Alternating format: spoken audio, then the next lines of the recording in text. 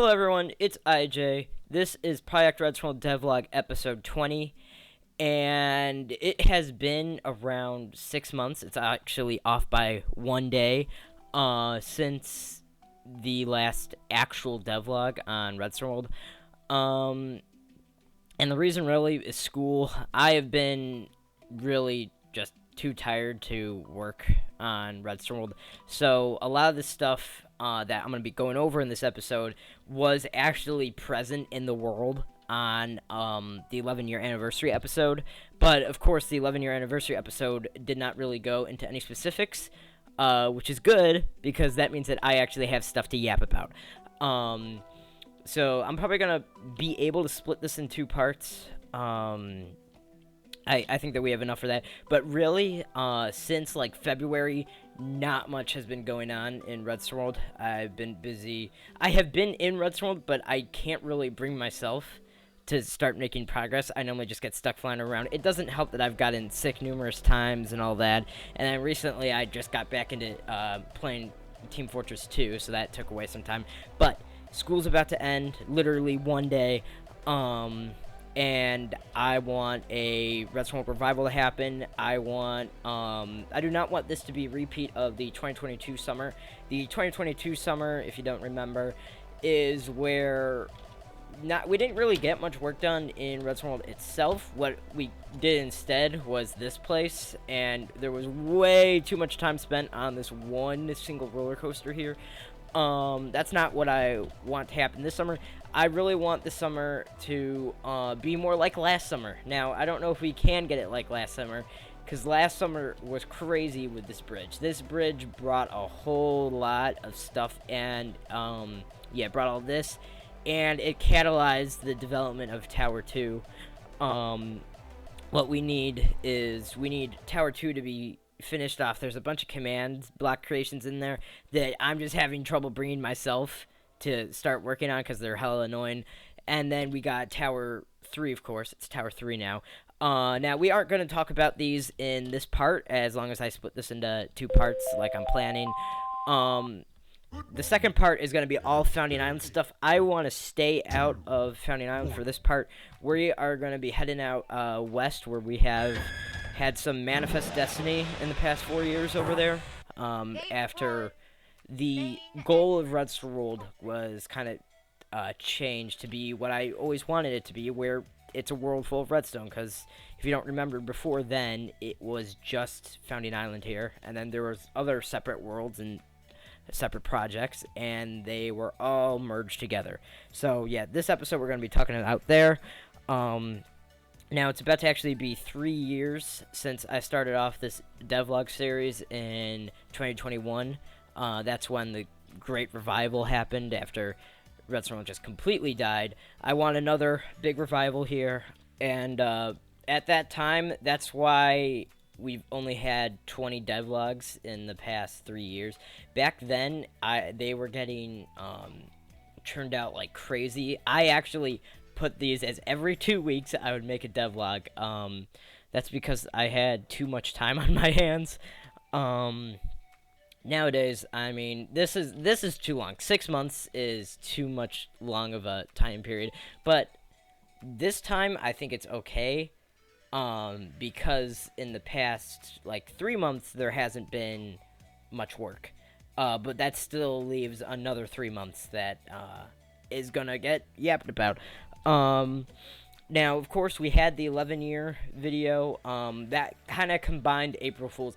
Obviously, that was very goofy, the gas mask devlog, but I liked it, and I liked the replay mod edit for all the stuff from the past year. So unlike the 10-year edit where it was just going through like all the Redstoneworld sectors, that one kind of went over all the recent stuff. There was heavy emphasis on FI bunker, Tower 2, theme park, and power lines. So yeah, that was very good. Now, something else you'll notice, TPS is way better. This is actually a recent change. The TPS is way better thanks to the hard work of us. We've got and this is with Founding Island loaded, obviously, because I'm standing inside of it, but even if we go to the theme park, it's gonna go down, but it's gonna, I mean, it's probably gonna go down a lot and then recover. Yeah, come on. I'm waiting for the garbage collection so that it recovers. And I think it can recover around up to like 18 TPS, which is really good. Today it probably needs a restart because yeah, it's not that happy today.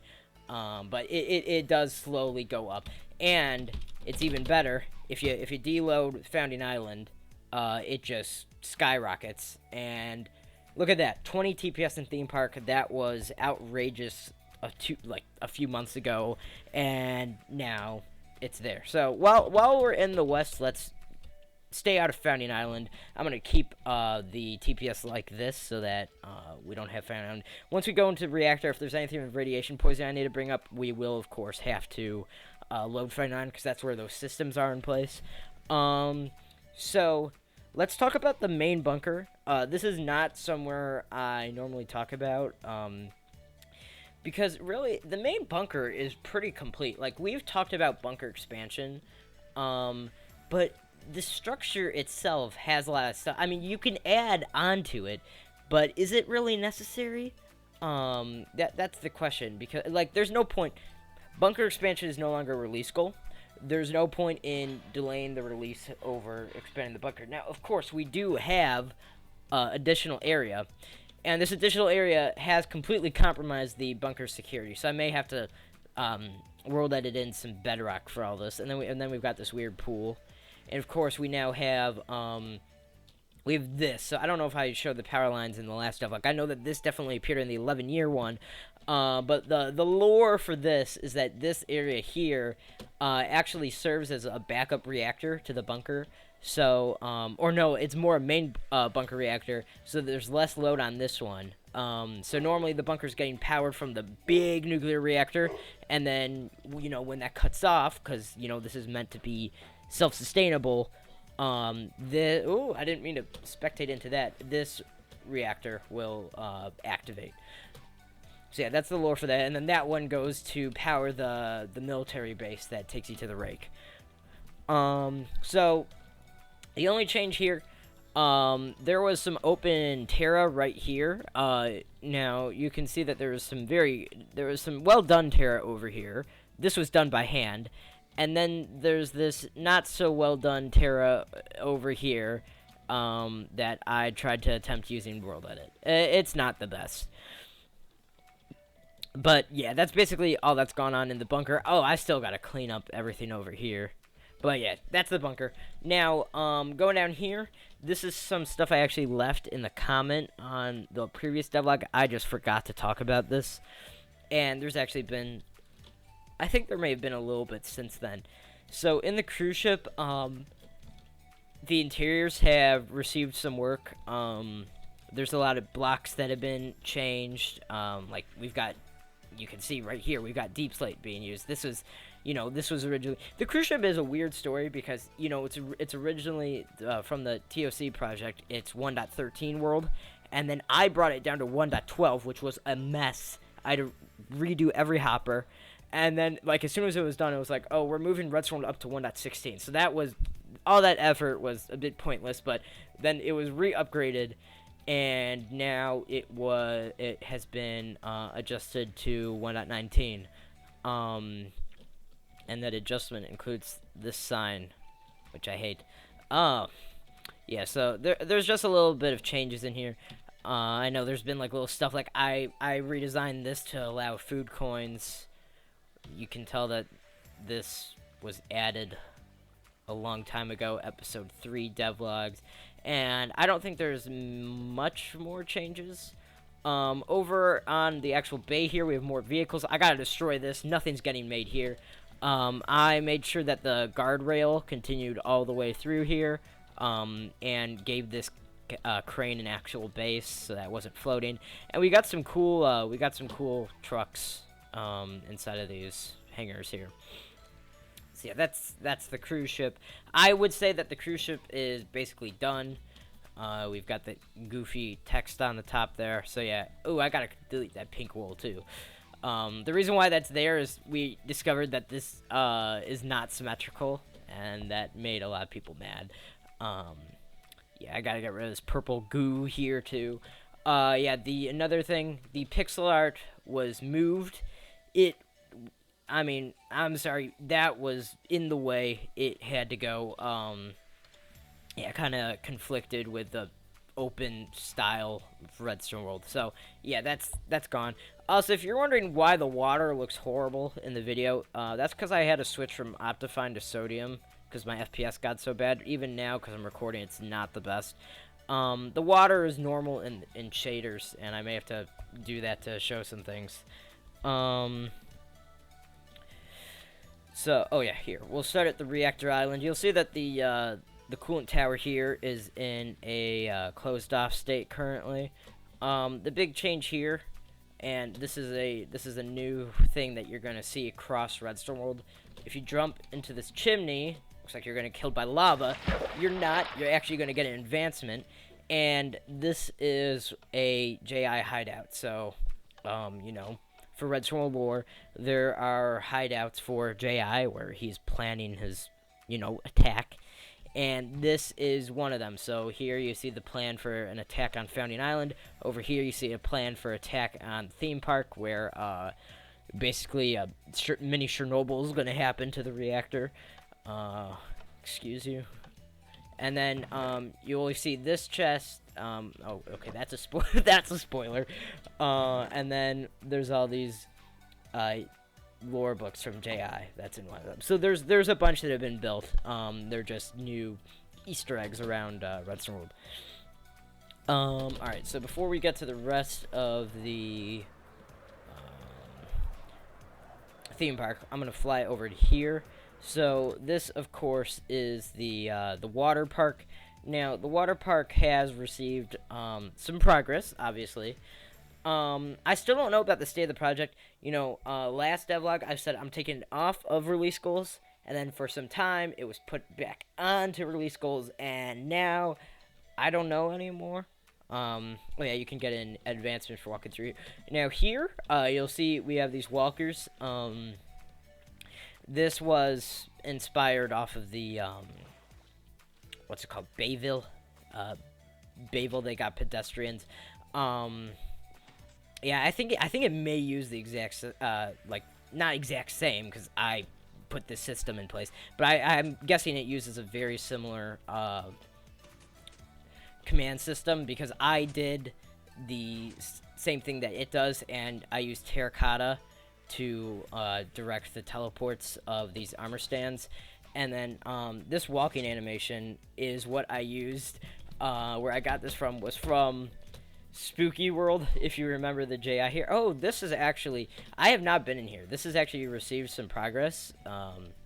Yeah, it looks like Tower Zero has been getting converted a bit. I love this place. Anyways, so there's a little tea shop over here, and they alternate with going over here and shopping. And then there's a bunch of weird stuff put into place over here to prevent them from crashing into each other. And now here, this is supposed to be, where's it? I gotta look up logs on this button because someone pressed it, and now there's two of those, and there should not be two of those there. I believe this area got a little work. Oh no, for some reason the roof disappeared on this, and I don't know why, but I'm not gonna worry about it. Over here we've got one of our big trees, and there's a little base hidden at the top here. Which I just exposed. And now over here is a multi-floor elevator that you would choose with the lectern. And it's got multiple spots. I don't know why zombies are spawning here. Oh, yeah, this doesn't have an I need to set up an anti-grief, especially if it has all this. And then over here, this has received progress. Okay, I've not been down here. This is gonna be a restaurant. And, why is Donnie's head there? Alright, yeah, I don't know, but this is gonna be a restaurant. There's some commands that I know I put in for it, so we'll see how that turns out. Alright, let's go to the theme park now. I think last time I talked about how this cave is finished.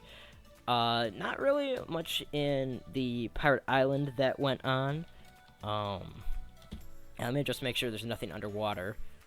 And of course I choose something that doesn't give me see-through water. I think the only thing they have been underwater is I just extended this pipe out to make it make sense. That's supposed to be the water intake for the reactor, and then those 2 pipes under here are for the coolant loop, and we're gonna go all into that.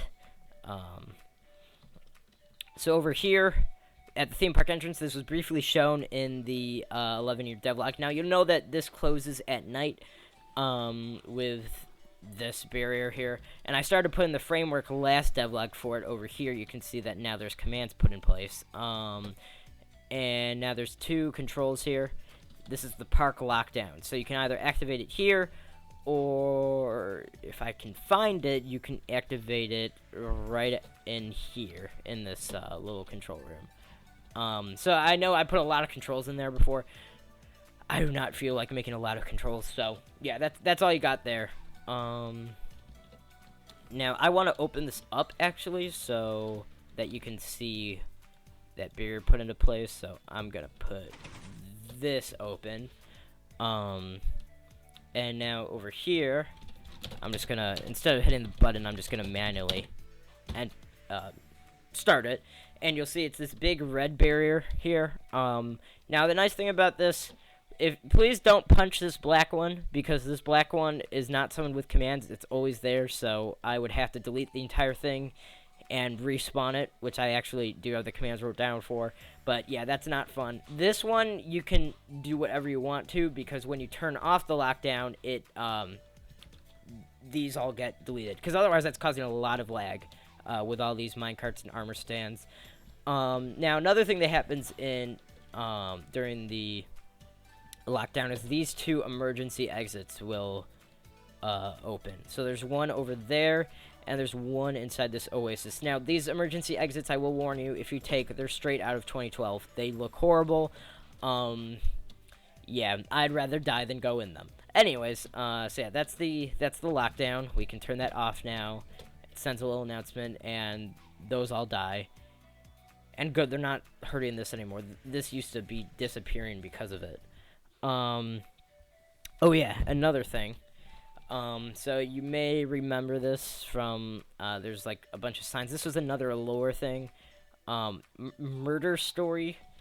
Yeah, that was something that was put in by, TOC, and, was never really expanded upon. There's just a bunch of weird, random, builds in the theme park that are very disconnected. So I'm putting my own little story with them, connecting them to Redstoneworld lore, and I'm making them functional. So we're gonna go through it a little bit. We need a ticket, and I'm not gonna go through it all because we are gonna run out of time. But you'd put the ticket in, you'll fly up, which takes way too long. And then you'll be put this way. You'll have some lore signs. You'll be given this book that introduces you to the lore. And what it says is you have to go to the Tower 3 in Founding Island, and you're gonna get a book from my office that's gonna get built in Tower 3. And this just puts you into a hotel room. And now that is going to take you. That book will direct you over to here. This is the kid zone of the theme park, and there's this one hut that never gets used. But here, this is what you're gonna do. You will throw an apple. That's what it says in that book. Well, there's like a riddle around it, and you put in that book. It's gonna give you another book, and then you trade that book, and it's gonna give you a piece of sandstone. And that may sound really random, but what that book tells you is that you're gonna need to take some sandstone, and you're gonna need to throw it in a trash bin over here. And when you throw it in there, it's gonna open you into this, and this is a labyrinth that has shifting walls. Eventually you'll make it to here, where this ghost will give you a book and a ticket, and this ticket is gonna get put into here, which is going to open up a secret panel into here, which takes you to a whole secret complex, and you have to go through a bunch of, like, find the button hunts and a bunch of stuff there, and that's eventually going to take you to this big pathway here, and give you another star, and this big pathway is going to lead to this over here, and that nether star is going to get thrown in here, which leads you into this hallway, and something's going to happen here, maybe, if I feel like it. So yeah, that's what's made of Red Story so far, and I was in the mood for making that for a long time, and then I suddenly I just lost interest in it. So I don't know if I'll finish that or not. Another thing, that's a lore thing while we're on the topic of lore things, this is the same exact fate of the JI video. The script for part 3 is actually almost done, so once that's done, you know, the entire thing is wrote, but, then there's the question is if I really want to go through with making it. I'll just ask some people and see if I should even bother with it, or if I should just focus on trying to get Tower 3 made, all of that. So, last thing, in the theme park, and then I'm just going to talk about one more brief thing before I end this part, is in the reactor, of course. So, we go down here. I do not feel like going down here. I don't think anything's really changed. Oh, I do have to talk about something with this, because this job now actually has some significance. So you'll see that there's a lot more command blocks than before, and that's for a very good reason. When we go into this control room here, you'll now see there is code yellow alarm, code red alarm, and now there is a uranium amount. So, I think like every 4 minutes, 1 kilogram of uranium will be consumed. Now, that's obviously not really realistic, because there's a lot of energy in a kilogram of uranium. I don't know. I do not think that it would get used that fast, or maybe it does. I don't know. This is only supposed to be semi-realistic. So it's got more actual real-world elements, more than just putting an end crystal on an end rod.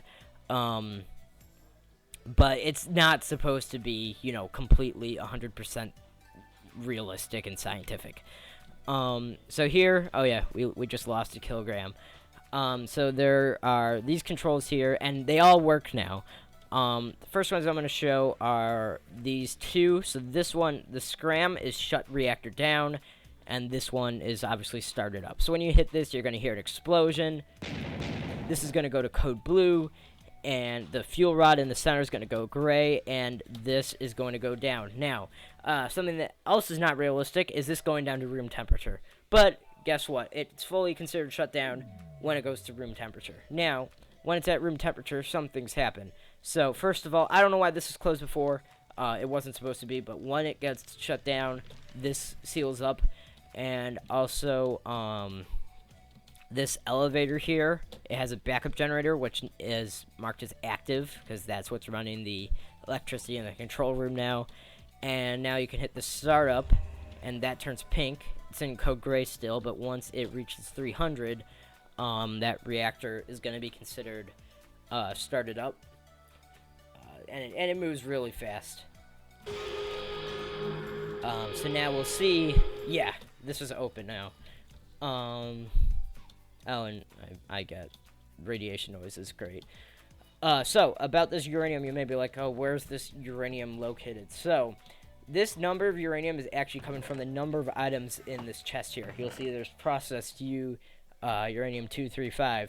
And if you're wondering where they comes from, well, that comes from the uranium enrichment job here, which is where you get natural uranium from this pipe here, and then you put it into this big laser thing, and it takes off 3 neutrons from every uranium molecule. And then you give this 10, and you get 4 emeralds.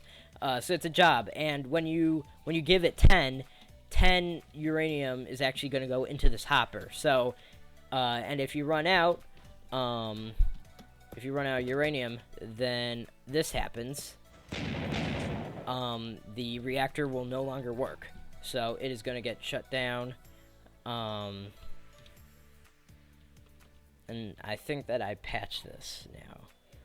It better not say it. It says code gay. Okay. But yeah, it says it's outside, offline and out of fuel. Here, we can put this back now so that it starts back up. Now, all these command blocks over here are for when you're fooling around with the reactor, and putting it in a state that it should not be in. So if you, so there's several combinations, they're all accounted for, so you can turn off the coolant loop here, and you'll see the temperature starts to rise a little bit. It's not going to rise too much, and if you put it at 75%, it's going to rise a bit more. And I think that it'll only go up to like 600, and that's going to go into a code yellow status. Here, what I'm actually going to do, I'm going to turn on this coolant loop, and I'm going to decrease this to, I'm going to decrease it to 25%. So at control rod 25%, it's going to rise pretty quickly, and I think this is going to go to like 700 something, and this will show you the code yellow. Yeah, so now code yellow is activated. You see this goes to code yellow. And now there's also some lower reason of why, when it reaches this temperature, why it's not rising anymore. So this apparently starts a backup emergency coolant loop system, which stabilizes the temperature. And you're going to hear the code yellow alarm going off over here. And if you have the coolant loop off and at 75% it goes to code yellow, it's going to put the control rod height up to 100. So that's how it handles that. And now if I raise this and raise this all the way up, it's going to go to code green, and all this is going to go down. And you'll notice the color of these are the 4 control rods. So their color will change based on their height. So they are this green when it's at 100%. So now, to get it to code red, you need to first turn off the coolant loop, and now you'll need this to go, I think 50. Yeah, so it already goes into code yellow right away. Now here, I want to speed this up. Here, I'm going to set to 1200. So now that's going to go all the way up. For all these where the coolant loop is off and it automatically goes into code yellow, the max temperature is 1500 degrees Celsius. So once it hits that, it has this code red response. So there, what it just did is it determined the response to fix the reactor here and prevent emergency was to start the coolant loop back up. So that's just what happened. And now this is going to bring down the temperature significantly. And I don't think I can turn off the coolant loop right now. Oh yeah, it's kind of that gets it stuck. Here, I want that to go all the way down. Oh yeah, and if you notice those random temperature spikes, that is from the temperature will spike when the radiation bursts happen inside the reactor. So that's what this timer controls.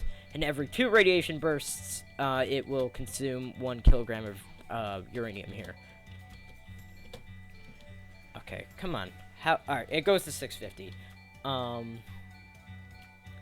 Now, if I turn this off, and I put this at 25, when it goes all the way up, it's going to automatically scram the reactor. So I'm going to show that.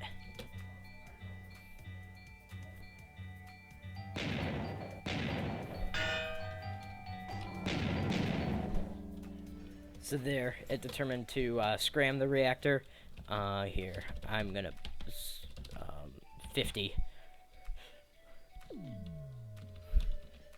And now I'm going to start this up.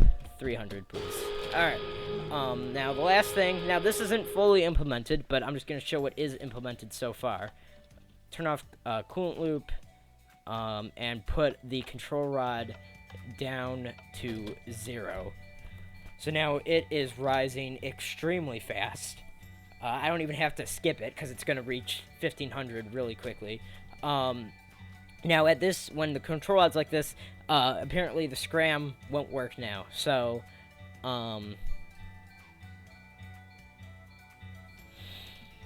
I forgot that I didn't implement the set block here first, but here, I'm going to trigger it. Yeah, hang on. So I'm going to trigger it, code red. So, scram designated unsafe. And now all the alarms are going off. So, what it means by scram determined unsafe, this is basically, think the Chernobyl accident. So, if you scram the reactor right now, it is going to explode. That's going to be the second level of a, like, bad emergency disaster happening to the reactor. That's the word I'm looking for. So if you scram it when it's in this meltdown status, it's going to be worse than the meltdown. The meltdown will fix itself. That's how the implementation of this will be. Right now, it's not going to do anything besides make these alarms for a few minutes, and then it is going to lock this down and blast everyone inside with radiation. So here, I can actually shut that off, I think.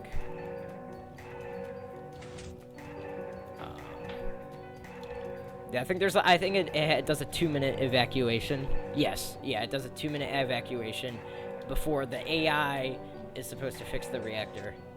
And now here, let me just, the way I'm gonna handle this. Oh, it locks all the controls. I'm just gonna hit this. And then I have to turn off the code red manually. Yeah. So yeah, now that will go all the way down, and it's gonna stay off. So yeah, that's the progress on the reactor. Now that is the only thing that's actually in this side. This is what has actually happened since the 11 years. So that was more recent, those additions. And now another more recent addition is down here. This is another TOC project brought back to life. This is the villa over here, which is now being used as a private residence. There's actually a U1 train, which you can access here. So you can take this little brick train over to the villa, and it has been upgraded to work in the latest version. Yeah, so this is just a nice, it's basically just a house. So yeah, it's a nice place, and then there's this little emergency exit this way. So yeah, that's just a small addition there. Now, that's really all that's going on out west. Part 2, I want to talk about the Founding Island, and I'll go into the future of the project. So that shouldn't be too far away when I release that. I'll see you then. Bye-bye.